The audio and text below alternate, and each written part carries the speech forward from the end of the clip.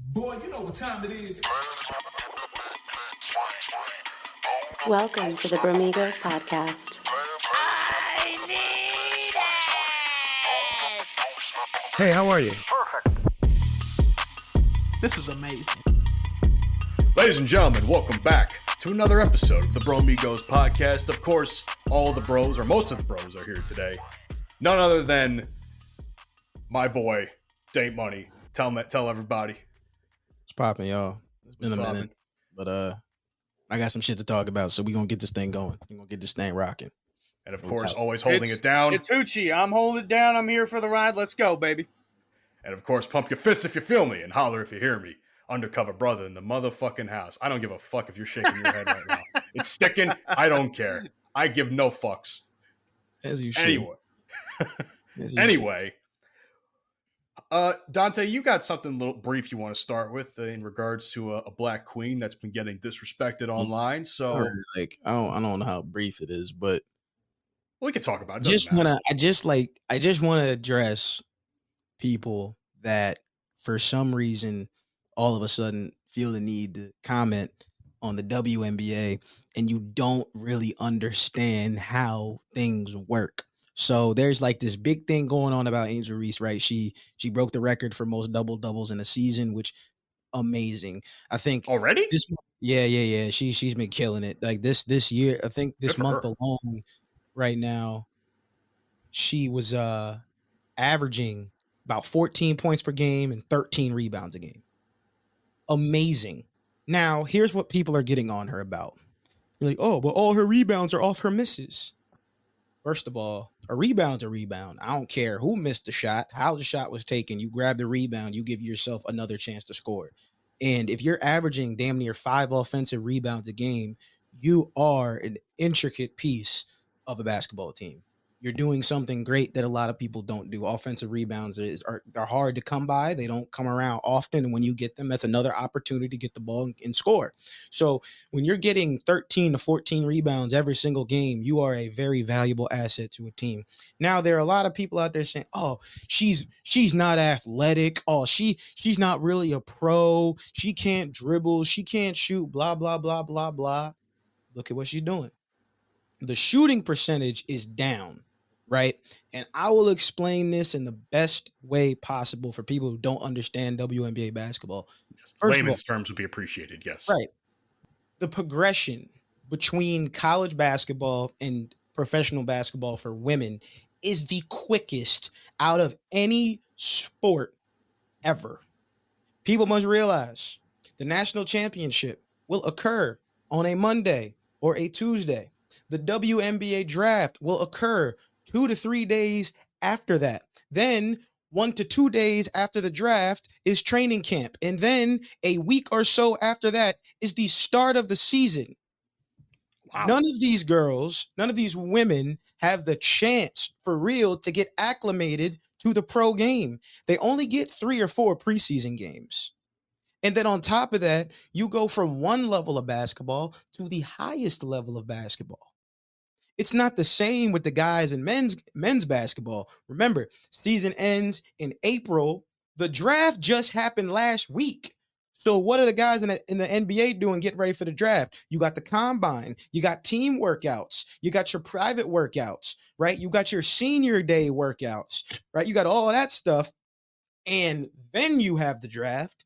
And then it's a whole month up until summer league, and then you got 2 more months until the actual season starts.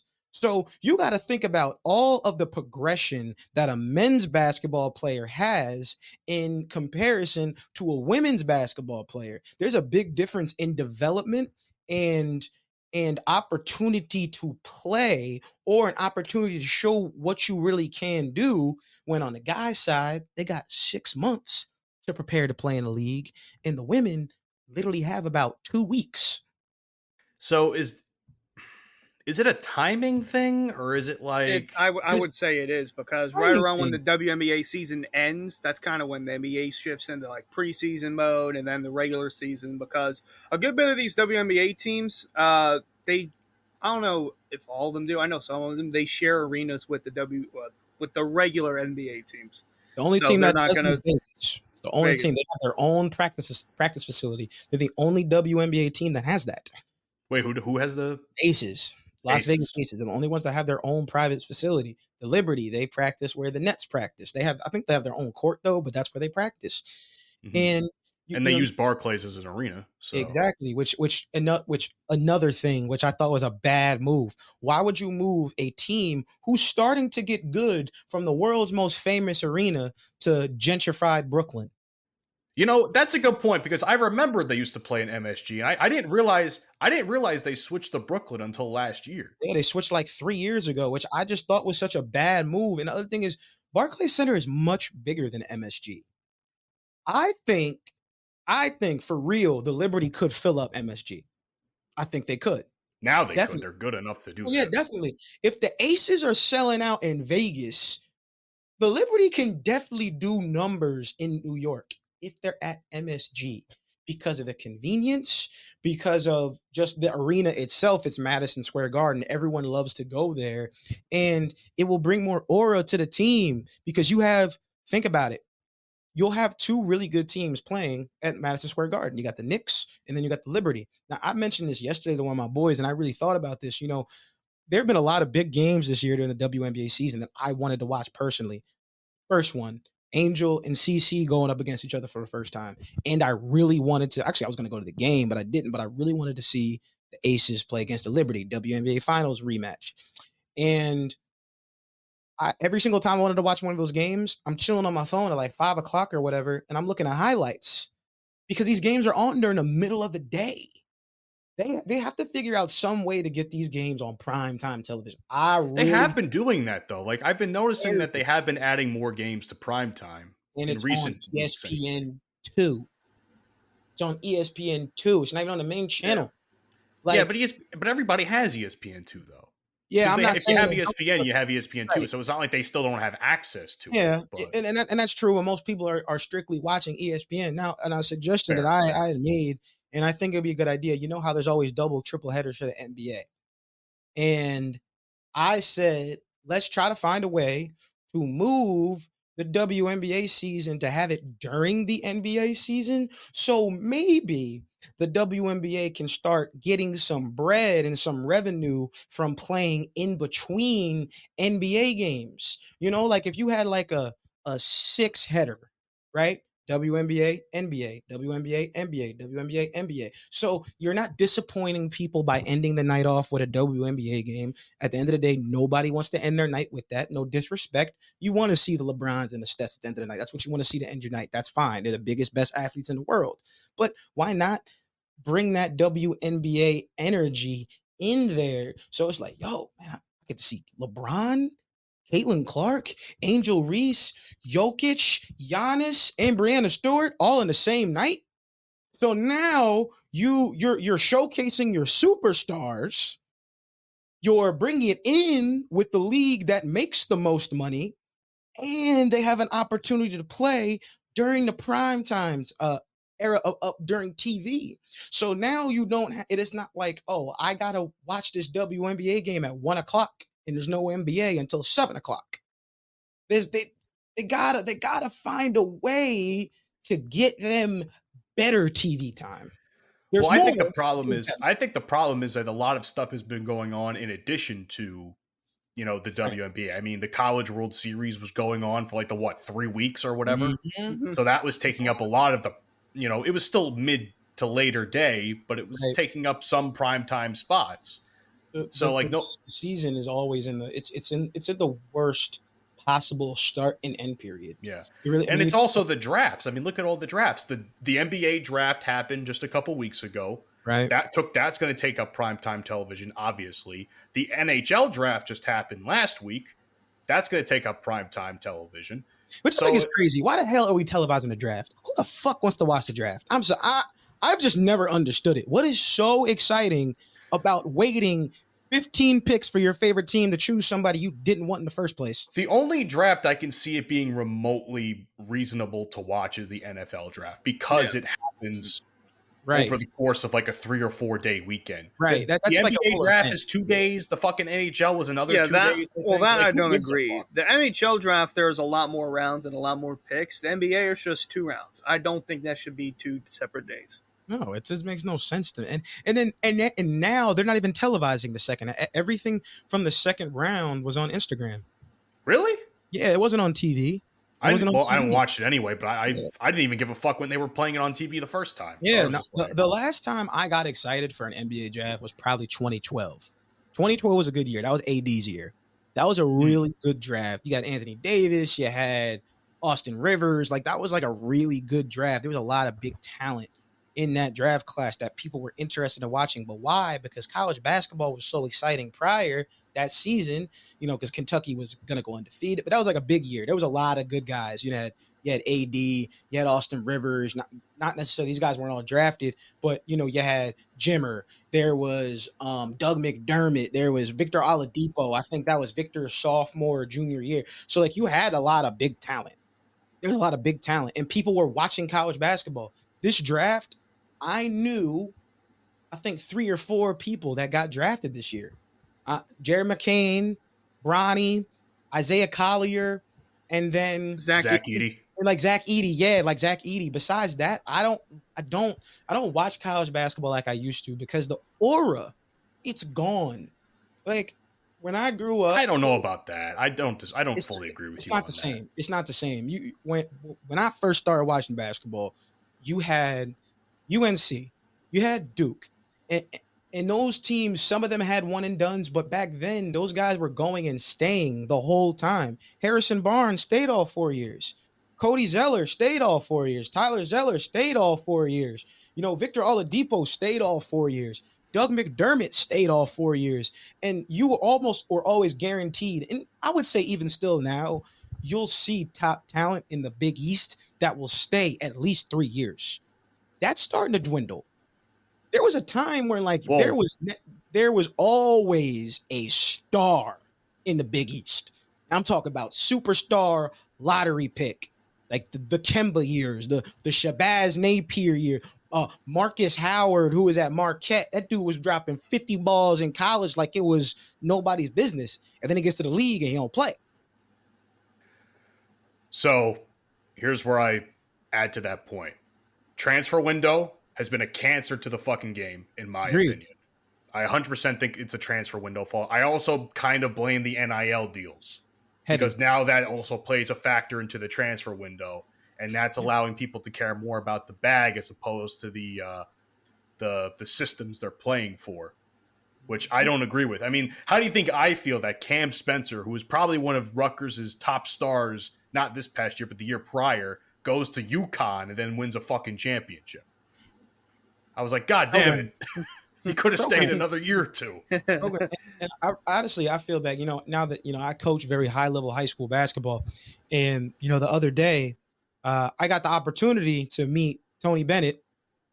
He was watching our game and, I wasn't talking to him, but I was just, hearing the things that he was saying. And we were going up against a team. This kid was he's a top 50 player in his class and everything. He's an NBA prospect.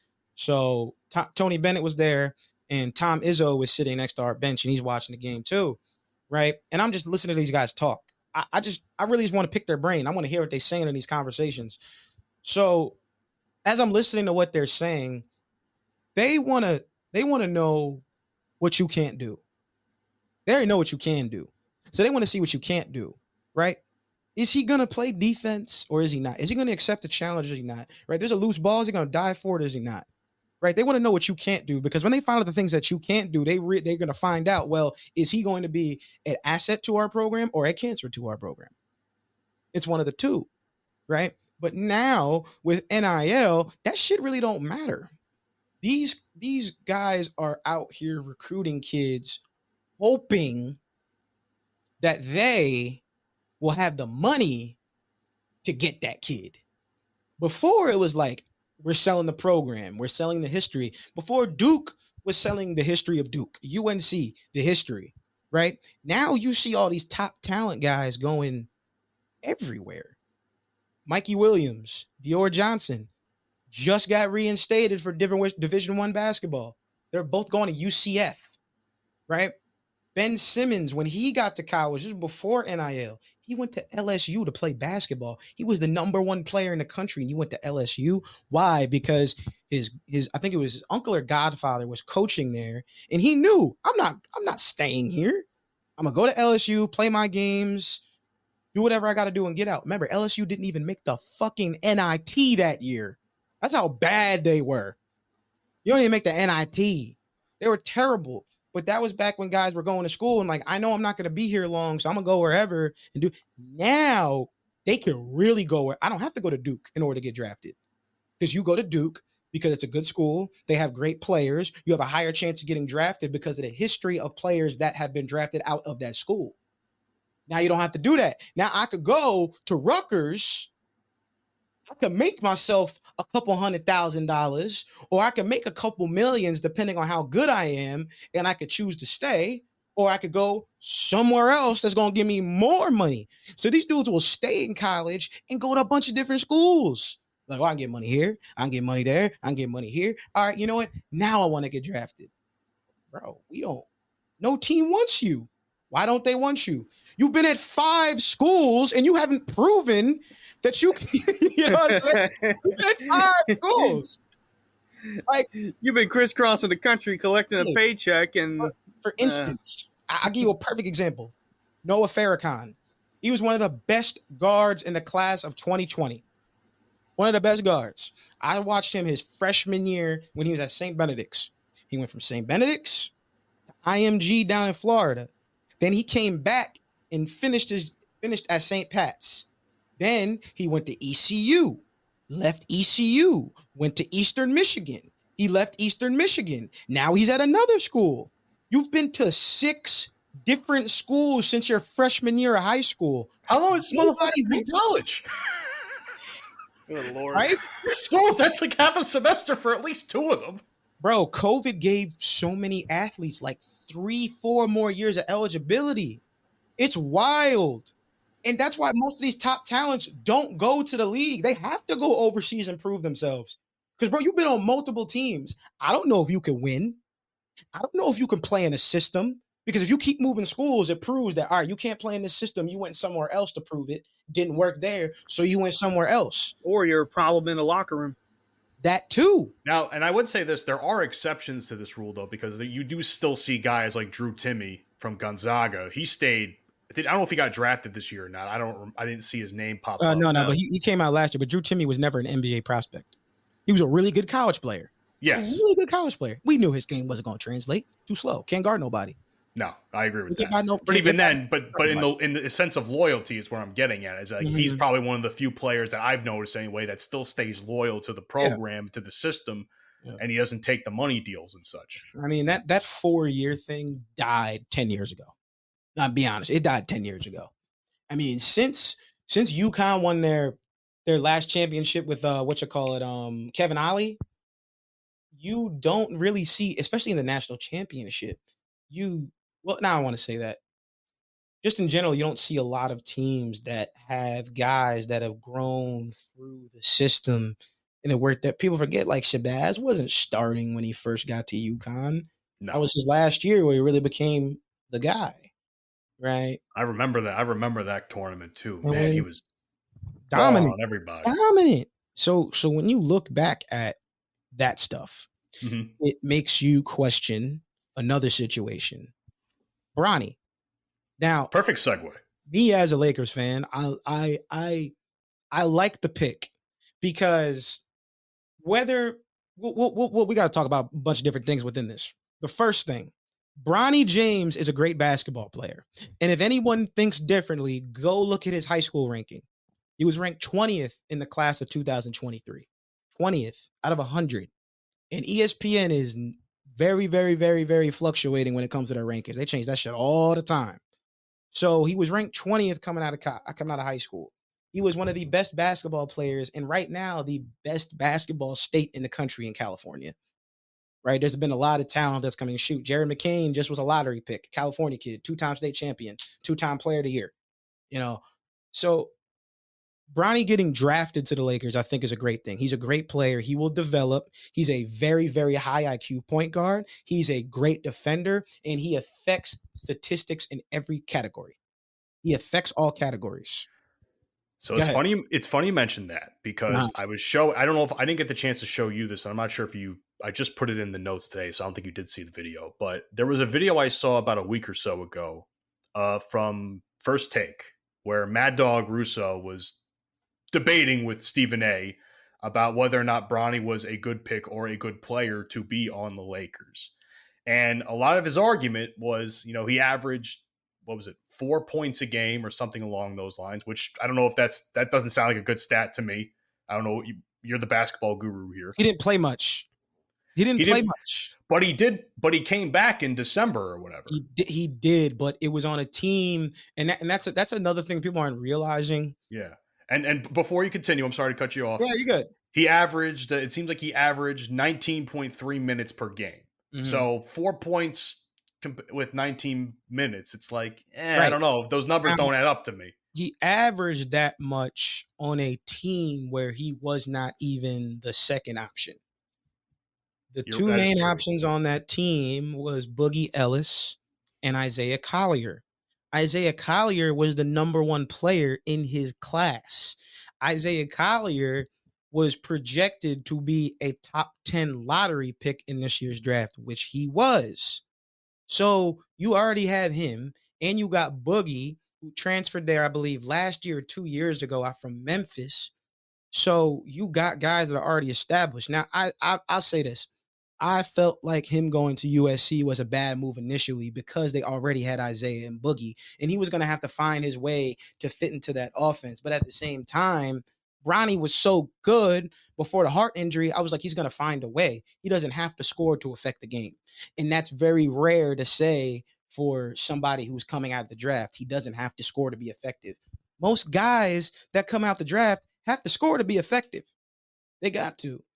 How many guys from Kentucky got drafted in the first round this year, besides Rob Dillingham? 2. Only 2 guys got drafted. And they had some high-level scorers on that team. But why don't those guys get drafted? Because what they did in college isn't going to translate to the NBA. See, what people don't realize is that every single NBA team has a superstar. Every single NBA team has a guy that can score. So what can you do that's going to help us win? And that's what a lot of college guys don't realize. I was literally just having this conversation of recent with our varsity coach. You got all these guys coming out of high school, right? They average 30 a game. Oh, they tough. State player of the year or whatever. Then they go to college and do the very same thing. But they don't get drafted. Or they got to stay 3-4 years. And maybe their stats stay consistent. Right? But who in the NBA right now needs a guy coming out of college averaging 28, 30 a game? Nobody. Everybody has it. Nobody. So what else are you going to do that's going to help our team win? What else are you going to do? You look at all the best guys that have come out of college of recent that were great scorers. How many of them are great scorers in the NBA? Very few. Very, very few. Jimmer Fredette was like Steph Curry before Steph became Steph. We ain't seen him in the league. Doug McDermott, National Player of the Year. Big East Player of the Year. Top 10 all time in men's college basketball scoring. He's been an NBA journeyman. He's not the knockdown shooter and scorer that he was at Creighton. But why is he still in the league? Because he's found ways to be effective and be a good teammate and stay on teams. That's how it works.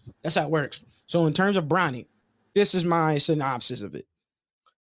Bronny getting drafted by the Lakers, was it nepotism? Yes, but nepotism's all over the league. It is. Look at Austin Rivers. Why did he get that job with the Clippers? He's Doc's son. He didn't have a great career in New Orleans. That's why he had to leave. That's why he got traded.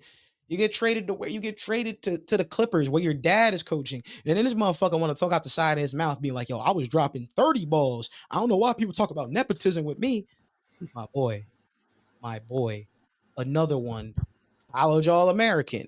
All ACC as a freshman, ACC Freshman of the Year, runner-up for ACC Player of the Year as a freshman, gets to the league. Is Austin Rivers still playing? Nope. He's on ESPN now. He's on ESPN now. He's an analyst now. Which, Just goes to show. I mean, it's good for him because some of these players, whenever their playing days are done, they struggle to find jobs outside the NBA. Yeah, so good for him. Really good for him.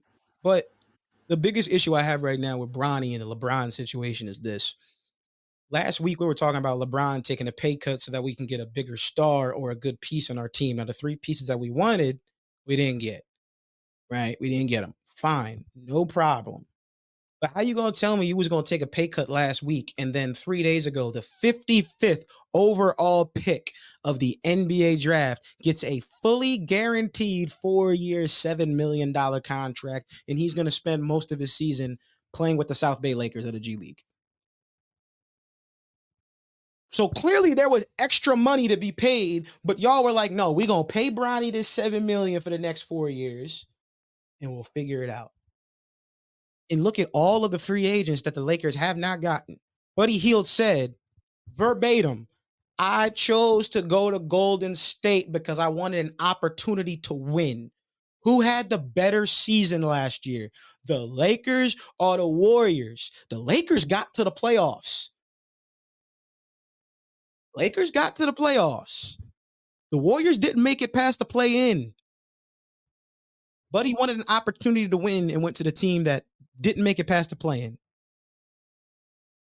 The Lakers are a freaking dumpster fire. They're a dumpster fire.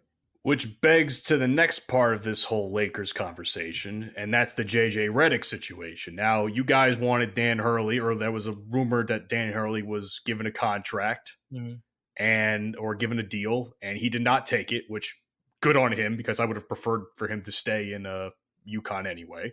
And then the next option, or then almost immediately the next option, was get JJ.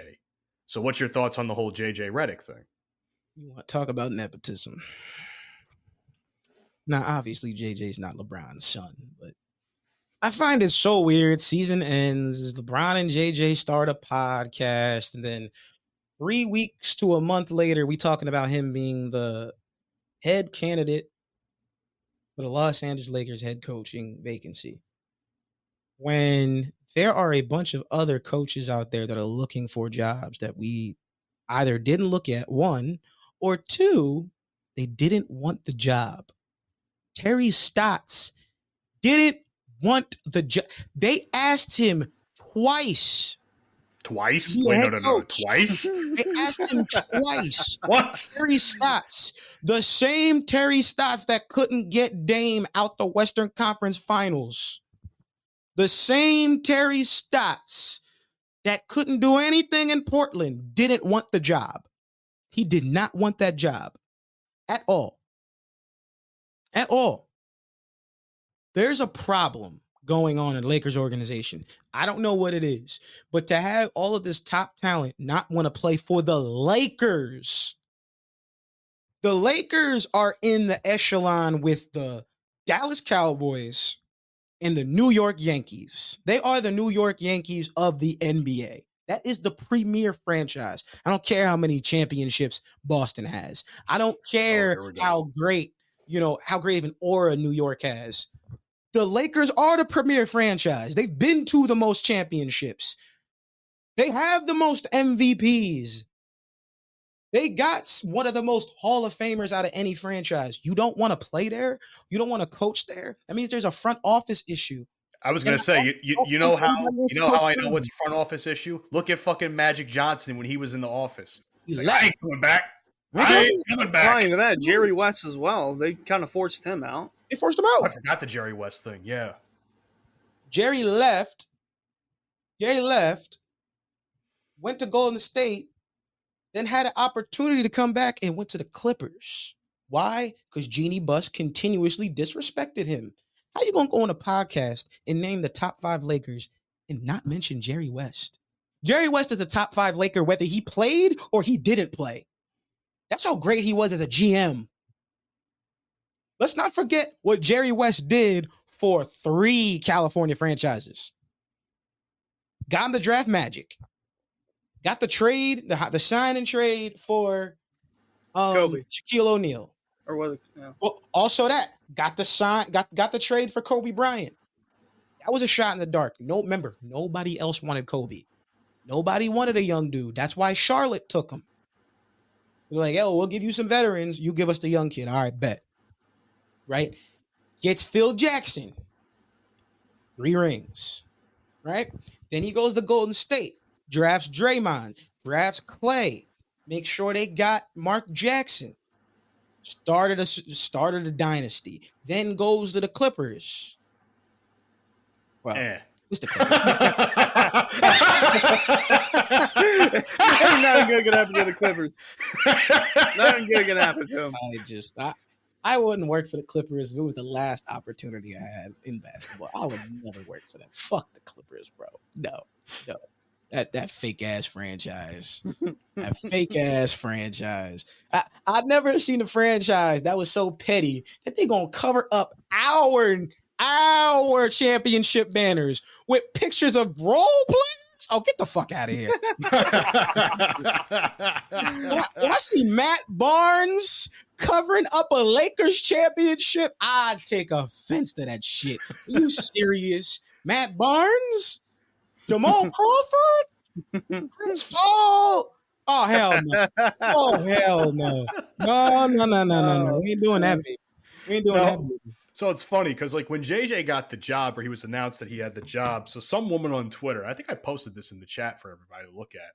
Her name is Halima Nash on Twitter, and she said, "I've only been called the N-word to my face by a white man once in my life, and it was on the campus of Duke University while I am doing work with the basketball team.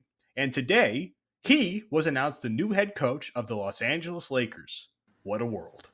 Yeah, I'll take things that didn't happen for 2000.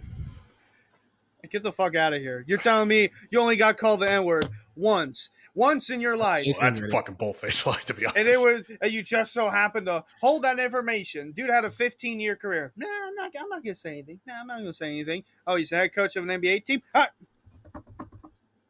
right, son. You're canceled, buddy. You're done. I am your new head coach now. I just took your job. I have your salary. No. Get the fuck out of here. Go back to working the line at Chipotle. I just think the timing of it was funny. Convenient time to play victim, don't they? Yeah. Mm-hmm. Always whenever they're up. Never when they're down. Mm-hmm. You do it when they're up to try and build them down, but they just keep going up. But I'll say this. I'm going to give JJ a chance. I got to give him. If I gave Darvin Ham a shot, I got to give JJ Reddick a shot. And my only concern is that, coming from a coach's perspective, JJ hasn't done enough coaching to, in my opinion, to get this opportunity. I think if he was going to really start a coaching career, it should be in, like a G League, or start a Division II school. Or not even that. Whatever Kemba Walker's doing now, like player development or something with the Hornets now. Yeah, start something small there if you're going to go to an NBA team and then work your way up. Honestly, I think a true testament of a good coach is when you have bad players, and you have to figure out a way to get them to contribute in any way possible. And you might not win. Shit, that was my challenge last year, my first year coaching freshman basketball. I hate to say it, but I didn't really have any talent on that team. I'll be honest. It was a lot of guys who realistically should have been playing, recreation basketball or CYO, but at the school they have that opportunity to play. So I had to figure out ways to get these kids to get better. I knew they were never going to play basketball again after this season. I know that. But I had to do everything I could to get them to learn the game and do things the right way. It's very hard to write up a play for a lot of guys who don't have basketball IQ to go out there and execute a play. I dealt with that a lot. So then you have to simplify your plays, or you don't run any plays at all, and you run sets to get players in certain positions in order for them to be as successful as possible. You have to go through those growing pains. I didn't start coaching by being at, one of the best schools in the state. started coaching fourth graders, and they were horrible. And that was a lot for me to process because it's like, damn, I want to coach this way, but I can't because I have this kind of caliber of player. How do I make it work? You don't get that opportunity in the league. League is very fast paced. It's very on the fly. Most of these coaches have big ass playbooks with everything in it. I don't know how JJ works. I don't know what his playing style is. I don't know what his coaching style is. I've never seen it. JJ Reddick was an amazing role-playing shooter for all of his teams that he played on. And he seems to have a great basketball IQ when he's talking about it on the podcast. I don't doubt it. I'm not going to act like JJ Reddick ain't one of the greatest college basketball players that ever graced the basketball court. I'm not. But that great players don't always translate to being good coaches. It's rare. Magic Johnson sucked. Jerry West sucked. There's only one like all-time great that I was like, oh, he's a really good coach. It's Larry Bird. Larry Bird won a coach of the year. Steve Kerr could be in that conversation too, no? Steve Kerr's a great coach. And see, when Steve Kerr got that job, remember, Steve Kerr was the one who was responsible for getting Steve Nash back to Phoenix. He built that 7-second offense team. Signed Mike D'Antoni, right? So he had experience working in a front office, which deemed him to have that opportunity to fill in the coach vacancy over in Golden State, right? Mark Jackson's another one. Mark Jackson got the job because he's a high-level point guard. In terms of coaching, I'm looking at every point guard possible. First thing I want is a point guard, just like in baseball. Most of the managers in baseball are what? Catchers. Former players. That's true. Right, Catchers. Right? They see the whole they see the whole field. They see the game differently. They break it down because I mean everything runs through them. If you're being honest, they are the point guard. They're the quarterback. Right? So you look at those things. Point guards, I will always look at. That's why Jay Kidd's a great coach. But if you look at all the other coaches that are in the league, they've worked their way up through multiple different levels of basketball. JJ has not. And I think they're going to give him more of a chance to prove it. But if we don't win, this is a waste. I also want to add that Eric Spoelstra from Miami Heat, I mean, he wasn't even a player. He started out as a video editor or something like that. He basically did film. Yeah, he did film. That's what it was. He didn't even play. Nope. He worked his way up through the program. All the way up. Like he had an entry-level position that he could easily have been fired from, but he worked hard at it. Then he got a job as an assistant, then became a head assistant. Then Pat decided to retire, and he was like, hey, man, get the keys. You got it. And Spoelstra's been the coach ever since, I think 2007, 2008. Yeah. It's been a while. It's been a long time, definitely. He's definitely one of the longer tenured coaches in the league right now. He's the second longest tenured coach. Next to Pop, I think. Yep. If I'm not mistaken. Yep. But before we move on to something else, I just want to mention one more thing with basketball. Now that Bronny's in the league, I mean, we're looking at the end of LeBron as we know it. I mean, 1-2 years tops, I'm thinking LeBron's going to be in the league. And I know a lot of people don't want to hear that. I'm not saying this to be a hater or nothing, but we're looking at the twilight era of LeBron James over the course of the next year or so. I'm ready. In the league. I'm ready. I'm ready for it too. I think once he beat the record, you kind of knew it was going to happen. Yeah. It was like any year now, it's going to be the year.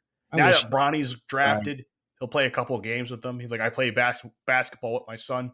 I'm done. Hunter, you made a good point before we started recording. He signed a 2-year contract, something along those lines. Yeah, I think that's probably going to be the last one of his career. I don't think he plays more than 2 years after this year.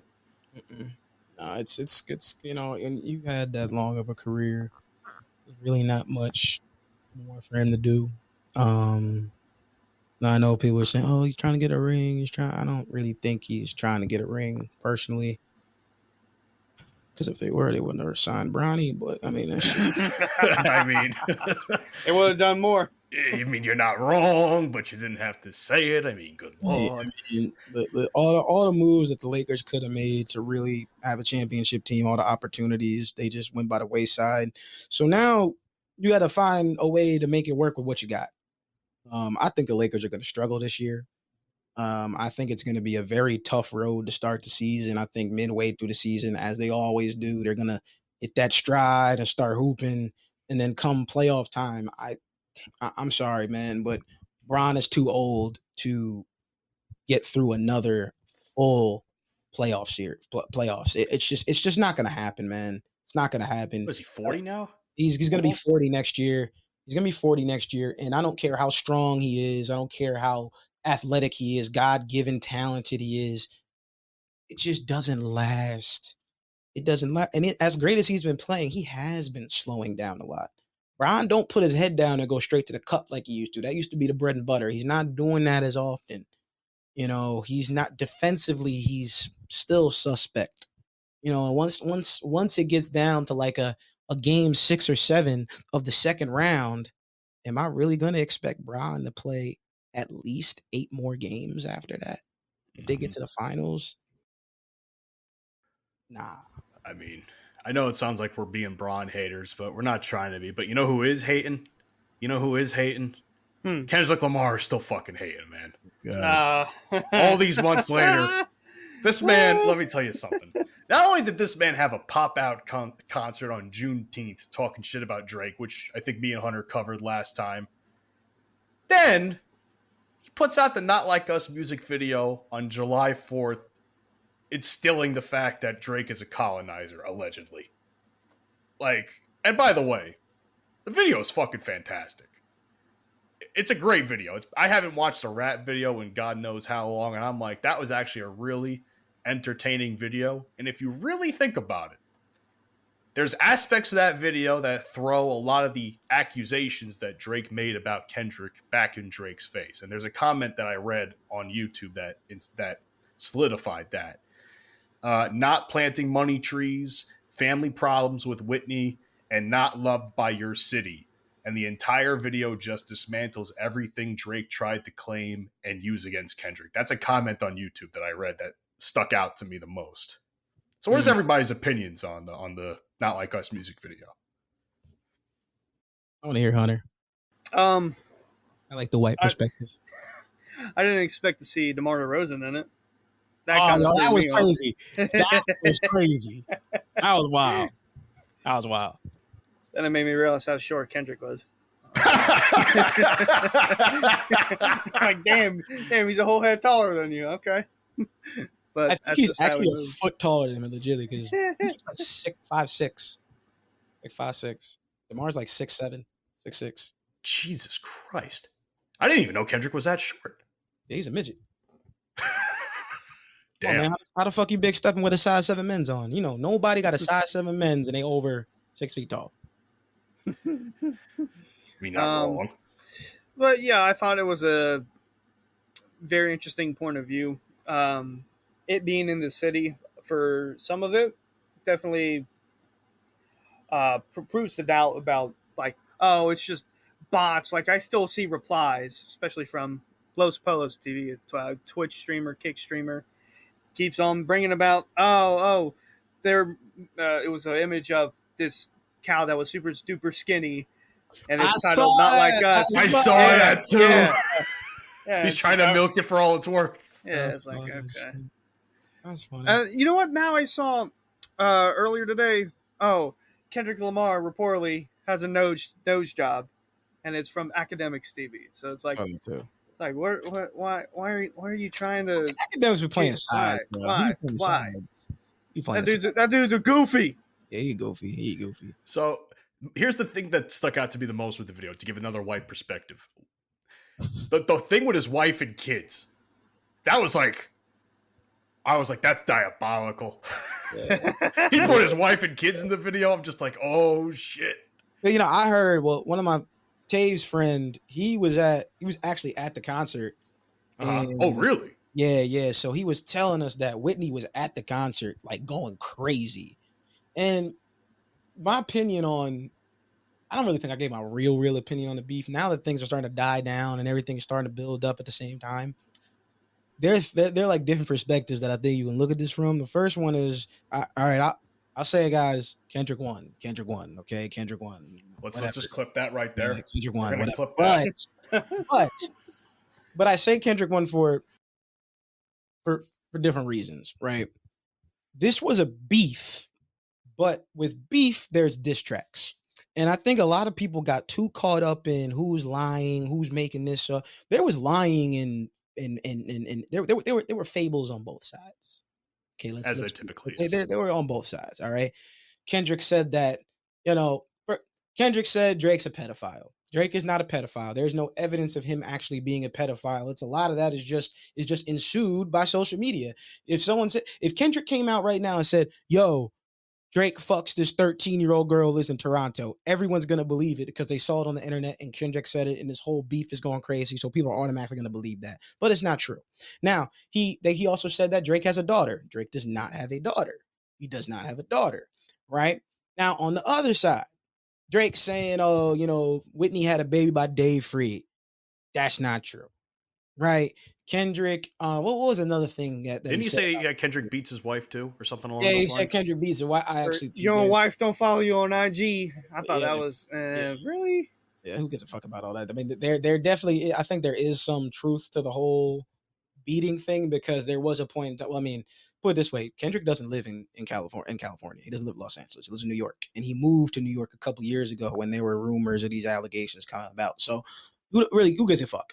But when you break down a beef, these songs are supposed to be disrespectful. Whether it's true or not, it's a diss track. And people are trying to find truths in these. Who gives a fuck if it's true or not? Shit, and no Vaseline. Ice Cube basically said Eazy-E was taking it up the ass by other dudes. Right? He was getting fucked over by his manager and everyone, and the manager was fucking everybody in NWA. That ain't true. We know that's fabricated, but that adds to the disrespectful nature of a diss track. So when I look at the disses on both sides, Kendrick had the better disses. And the reason why he had the better disses was because Kendrick took this shit seriously. He was like, nah, bro, you ain't ducking this shit. Like, this is how I feel. I don't fuck with you. I'm going to drop these songs. Everyone going to fuck with it, and we going to keep it pushing. Drake, on the other hand, was trolling the entire time. He did not take this situation seriously. He did not take the beef seriously. He said what he said on Family Matters, and Family Matters is still a great song. It's a really good diss track. Not Like Us just happens to be the banger. It's got a great beat to it. It's catchy, right? And it's very quick to the point. Right, you got some bars in there that make you laugh a little bit. He's trolling a little bit. Now, who does that sound like? So, when I look at it, Drake did a lot to help out Kendrick. There's a reason why Kendrick is taking up 33-point-something% of Spotify streams right now, and Drake's only got about 2. Now you look at that and be like, oh, Kendrick's taking over. But why is he taking over? Drake literally forced this nigga to come out of his shell and finally drop some hard, popular music. There has never, ever been a time in Kendrick Lamar's career where there's ever been a song that was this big and did numbers like this. He's never had a song like this, and he only did it because of the beef. You telling me right now that Kendrick's going to drop a song like Not Like Us if there's no beef? No, that's not his lane. Let me hear you say, "Oh, V-ho." He don't do shit like that. Drake does that. Drake does that shit. He took it right out the Drake playbook, and it worked. Now, in terms of Drizzy, yeah, he might have lost the battle against Kendrick, but Drake won the war. It wasn't just Drake versus Kendrick. It was Drake versus Kendrick, A$AP, Rick Ross,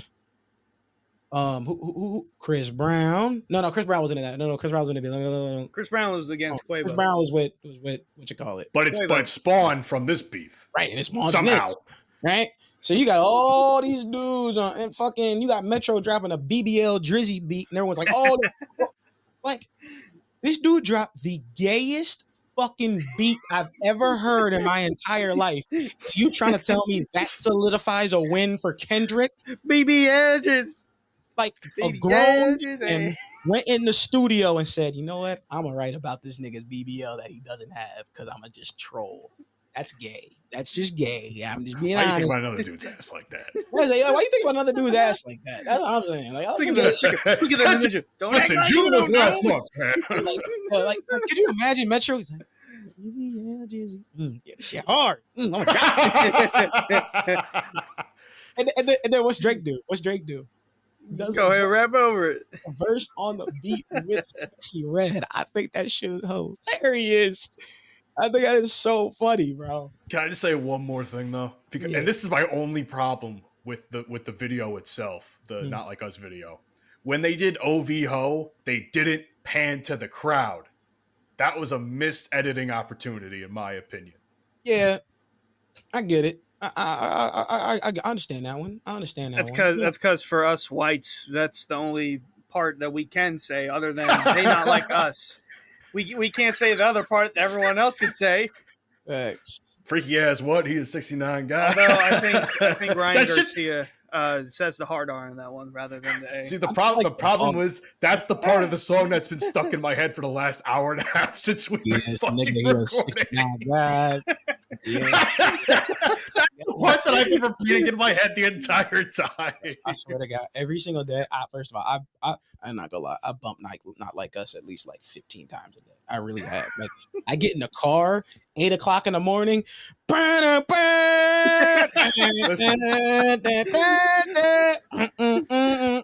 I'll be in the car like. And then like if I see people that got their windows down, I'll put my window down. I'll be like, oh, we ho, Although I still keep seeing tweets like name the first five words of the national anthem, and it just mustard on the beat, ho. Nah, the most diabolical bar that's so, like just to me is when he said, "Beat your ass and hide the Bible if God watching." I'm like, yo, it's like, nigga, relax. Oh my god! And then in was it Euphoria?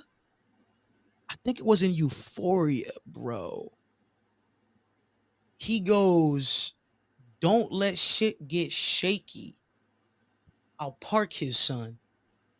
And I didn't hear that for the longest time. And I'm like, wait, but don't let it get shaky. I'll park his son.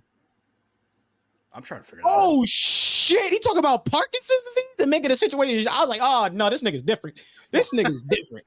That nigga's because when I heard it, I was like, oh, this thing is like Parkinson's. Then I thought about Michael J. Fox instantly, and I was like, oh, That's diabolical.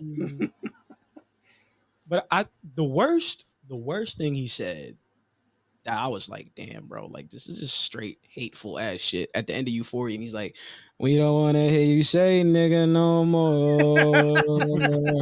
We don't want to hear you say nigga no more. Stop. That's why it's so funny. That's why it's so funny that the whole, not even Euphoria, like the whole Not Like Us thing happened on two holidays, the black holiday and the white one. He dropped shit on both those days that just had everybody going nuts. I want to get conscious real quick. And I've always felt like this. And this is about the black community, and I do have a problem with it. And here it is. Here it is. It's not a bad thing, but it's All right. it's a Furious Daint money. Here we go. I'm not furious. It's just this. Black Americans are hateful towards Drake because they can't handle the fact that a biracial person from Canada came over and took over a Black American art form. They don't like that. And they also don't like the fact that he came over here and he does black music, but doesn't speak up or talk about black issues, right, that are happening in our country. And what I think is, and I think it's something that plagues our community, is that we always want to keep it black. We always want to talk about the community, but we also always go at people that aren't black enough, right? Drake is black. He's still black. His dad is African American. He's from the United States, but his mom is a white Jewish person from Canada. So in Black American minds, that takes away from him actually really being black, right? So he's only got half. Now, when you talk about that other half, well, dude, you out here making black music and doing things with black artists in black cities, but you're not around when, George Floyd gets killed, or, all these hate crimes are going on and all. And I mention all this to say Drake don't owe us shit but good music. He doesn't owe us anything but good music. And I think that's one of the issues that we have in our community, that the moment somebody makes it, they owe us. No, they don't. What they owe us is to be successful, right? Jay-Z does not owe Brooklyn anything. He doesn't owe them a damn thing, but he chooses to give it back to his community and do things for his community because of how that environment helped him to get to where he was or where he is right now. But he doesn't owe Brooklyn anything. He don't know none of those people. None of those people helped him to get to where he was, unless it's his immediate friends and family, right? So this idea that we have as African Americans, that successful Black people owe us once they get successful, is the reason why many people that look like us can't advance, because they spend too much time worrying about what other people are going to do for us rather than us doing it ourselves, right? Can I ask a question that kind of relates to this? Because this is why I always, not that I question it, but I always wonder about the whole idea of the reparations. Like, oh, we need our reparations for slavery. Where it's just like, do you think that applies to that concept too, or no? No, because I still think we deserve our reparations. I still think that. I don't give a damn what white people say. I really don't give a damn what white people say. We are owed reparations. Straight up. And the reason why is because there are still people in our country that feel the effects of what slavery did to our ancestors. We still feel that. It might not be by being whipped and chained, but it does have to do with the discrepancy in education between Black people and white people. There are still African American communities that do not have the same opportunities educationally as other white communities do. They don't have the same resources, they don't get the same teachers, and they definitely are not given the same academic environments that these other places get, right? So that is all a trickle down theory from slavery. So you have a bunch of uneducated African Americans, not because they're dumb, because they weren't given the right education, a good enough opportunity to get that education. That's why you got a lot of Black people that once they graduate high school, they ain't going to college because they don't see the value in it. They don't see the value in it. Why would I go another 4 years of school just for you to treat me the same way as if I went to high school or didn't? Because if it's between and I'm not trying to sound racist when I say this either. I mean, who knows if a lot of them could even afford it because of where they grew up. And I'm not saying that to be an asshole. I'm just saying that because that is what it is. No, you're absolutely right. You're absolutely right. That's why so many Black people have to go get it out the mud athletically so that way they can go to school, take care of their family, and hopefully have an opportunity to go to the NBA or the MLB or the NFL or the MLS or whatever it is, so that way they can make money to take care of their families. And then that puts us in this box that says we can only be athletes or entertainers, nothing else, because that's what's out there. But why do we push so heavy to be great athletes? Because when we want to do other things, we don't even have the opportunity to learn about those things. Think about the amount of white public high schools that don't teach financial literacy. It's even worse in the Black community. That's why Black people buy more Jordans and Mercedes Benzes and Gucci bags than white people do. We get that money and we spend it because we like, damn, we don't know when the fuck we gonna get this shit again. I don't know when I'm gonna have another opportunity to have this amount of money, so I'm gonna spend it on nice things. Why? Because growing up, I wasn't allowed to have those nice things. I couldn't purchase those nice things. So once I get the bread, I want to show off, hey, I got this money. But you ain't got that education. You don't have the opportunity to get a job that can help excel you further in life. Why do we push so heavy for Black kids to be rappers and basketball players and not doctors and lawyers and teachers? If we push more Black kids to be teachers, we would have more Black teachers that could truly educate Black kids on what Black life is like and how to navigate America and the world as being a melanated person. Well, I can tell you this much: with who's running for president this year, that ain't gonna happen. No. I mean, if we fucking did, I mean, and I'll segue into this, and this will be the last thing we cover for the day. But I mean, like we all seen clips or seen the memes of the fucking debate. Oh my I mean, God, yeah. you think if you think it's going to be bad for black people now, what's it going to be like when either of these motherfuckers get reelected or elected again? You know, we're all fucked, man. The whole country's fucked. That was the biggest laughing stock of a debate I think I'd ever seen. And I didn't even watch the fucking thing. I just saw the clips online. No, your golf swing's not that great. I've seen you golf. They're talking about each other's fucking golf swings for a minute. I just think the decorum of politicians, well, these two specifically, is going completely out of the way. I saw a comparison video. Is it the Mitt Romney Obama one? I saw the exact same one. You know, the funny thing is, I remember being 11 years old watching that debate. As much as I didn't want Mitt Romney to win because I liked Obama, they were so respectful towards each other. Walked in, shook each other's hands, said, Mitt Romney, I am appreciative of the fact that I get to be here and debate with the president of the United States. Yeah. He even said, thanks for being my date, even though it was his anniversary with Michelle. Right. And that was comical. I'm just like, okay, there was some humor there. Respect. There's no respect anymore in the U.S. government. There's no respect. Like even John McCain, when people tried to get him to disrespect President Obama, he did not do it. He did not. He always said, Obama is a decent man. He's a decent human being. And if he does get elected president, I will support him. I'm not going to tear him down, go on social media and go on these rants and talk shit about him to create even more of a divide. Because I hate the fact that he won. So I want everybody to know that I didn't like the fact that he won. And I'm just going to shit talk him and make everyone else look at him in a bad light. No, that's not. That's how we go backwards. That's how we go backwards.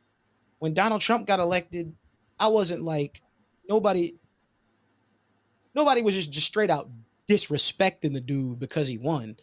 They were saying things because of the shit that he was saying. It was his actions that were causing the uproar about Donald Trump being president. People were crying, posting videos of them crying. But it was a scary time. 2016 was that was like the first time social media really was the election. You know, it was the whole election and that basically like took over everything over. But 2020 was scary. No, 2020 was scary. 2020 I remember driving around on election night and I was scared. I didn't know what the hell was going to happen because you listening, the vote's tight. We don't know who's going to win. We don't know what's going to be Biden. We don't know what's going to be Trump. And then if one person won over the other, who knew what the fuck was going on? When Joe won, or at the time, if Joe had won, I was worried about Trump supporters, going full KKK pretty much. I'm just going to be honest with you. I was very worried about that. And then your area is pretty heavy Republican, right? Hillsborough? Yes, it is. Yes, it is. And then at the same time, if Trump would have won, I was worried about Trump supporters going KKK Super Saiyan. And this is to go even further beyond. I was worried. Somebody, and it's not all Trump supporters, because I have friends that are Trump supporters. I do. I have friends, I have family members that are Trump supporters. I don't care, because politics does not get away in my friendships. Never has, never will. At the end of the day, we are still friends. And that is why you're smarter than most people in this world. Yes. Well, I fuck with you because I fuck with you, not your political views. That tears too many people apart. But when there are Trump supporting people that are so extreme, it's almost like Trump being president to them gives them more power to be blatantly racist. Yeah, because they're like, oh, he's just going to pardon me. Nope. Yep. Why do you think all those people stormed the Capitol? They thought Trump was going to let them off. They're like, oh, we could do this. That would have never happened with Obama. That would have never happened with Obama. No. Like, those white people are doing nigga shit. Yeah. Hunter, you made a good point about something, that's a great way to put it. But yeah, I did say something about it because I don't really like to lean too far. I like to stay in the middle, hear from both sides. I don't lean far right. I don't lean far left. I don't do none of that. But hindsight, if Trump would have been reelected in 2020, we would have had a better election this year because he can't run for 3 terms. That would have been the second term. Joe Biden's how old? 81, 82, 83? There's no way in the hell he would have run for president. There's no way in hell he would have run for president if he didn't win the 2020 election. So we could have had a new nominee for the Democrat side, the Republican side. Could have been different. January 6th probably would have never happened because they wouldn't have stormed the Capitol if Trump won. Or maybe they would have. Maybe they would have. But I would like to think. I would like to think it's less likely that they would storm it if Trump won. Because if they did, that made no sense. The whole Ukraine-Russia thing, that could have gone a whole different way if Trump was still president. Because apparently he's on good terms with the people in Russia or whatever. There's a lot of things. The Israel-Palestine thing probably would have been subdued by now to some degree. Who knows? Yeah. But a lot of things could have been real different if Trump won the presidency. Bring them gas prices down, bro, please. Please, for the love of God. Why am I paying $3.70 a gallon? Bro, remember when we were all in school and gas prices were really starting to go up again, and we were all like, "Oh shit!" Really starting to go up. It was getting up there, but it was like no, down. Already way too up there. The gas when I went to school, when we were in school down there, remember I was living with my cousin. Yeah. Oh, the gas stations, what the cheap gas, like if I bought gas with cash, I went to the Conoco station. $3.89, $3.95. Bro, do you know how many times I put gas in my tank just to get from school back to the crib? Remember, I worked at Fridays down the street too, so I wasn't really driving, but I made that drive twice a day. Home, school, home, work, home, every day, Monday to Thursday. And I'm probably putting gas in a tank 2-3 times a week. Like even last year, like when I had to drive to Neptune for work, like I had to go the entirety of 195 east. Not even that far from Neptune. No, it's half an hour, but like my car isn't like as good on gas as say on my other cars I've had. So it's like I have a smaller gas tank. So like making that drive at least 4 times a week, you got to fill up at least in between 1 or 2 of those, Yeah. So, and then you got to keep paying that consistently. So it's like, oh shit. I'm putting more money in my tank than I am getting for this fucking job I'm working right now. If Trump can guarantee gas will be at most $2.15 again, you got my vote, buddy. You got my vote. That'll be the only thing that gives me his vote, to be honest, because I ain't fucking voting for nobody at this point. I'm being dead honest. Just as you want to be, my brother. Just bring them gas price. I'll take a low gas price for a little bit of racism, and What? I've never heard that before. No, he called me nigger, but gas is $2. Do you think the more he says it, the lower the price goes? Hunter, listen, we could be Trump supporters and we get to say the N-word as long as fucking it's $2. All right, don't drag me in it. I ain't stepping over that boundary. Whoa. I'm kidding. That's a hill I'm not willing to die on. That was crazy. Chat, get him. Yeah, come after me, motherfuckers, I swear. Oh, but this has been a fun episode, man. You guys it was a good time. Anyway, we appreciate the fact you guys are here for episode 84 of the Bromigos podcast. Follow us on your favorite podcasting platforms, including but not limited to Apple, Spotify, iHeart, Amazon, whole 9 yards. If you got a podcasting app, search up the Bromigos podcast. We're the only motherfuckers that actually still put out content. Follow us on Twitter. I'm not calling it X. That shit's for fucking losers. At Bromigos Pod. Instagram and Facebook, The Bromigos Pod. TikTok, The Bromigos Podcast. YouTube's still a little lacking, but we do upload some of the shorts as well as some of the audio every single week, or as much as we can when we do record. Just search up the Bromigos podcast. And of course, thank you as always to our friends at Full Swap Radio, coming up on about 2-ish years there. You can catch us our scheduled time for our syndicated episodes Sundays at 10 a.m. Central Standard Time. Any last words, gentlemen? Fuck the Celtics. Yes. Fuck the Celtics and fuck the Florida Panthers. I don't give a shit about hockey. I don't give a damn. I know you don't give a shit, but I'm still upset. Hey, shout out Connor McDavid though. Connor Yes. McJesus, that dude different. Hey, he different. Literally the coming fucking next reason Edmonton is even still in that series. Let's be honest. I mean, hey, I don't watch hockey, but I was rooting for Edmonton. Come back down. Everybody was. Yeah, I was too. Florida Panthers just doesn't make sense to me. Florida Panther. Nope. I don't get it. Stupid. Dumb. Franchise doesn't exist. As it shouldn't. Anyway, thanks guys. We'll see you next time. You've been listening to the Bromigos podcast. Fuck you, and I'll see you tomorrow. I beat him.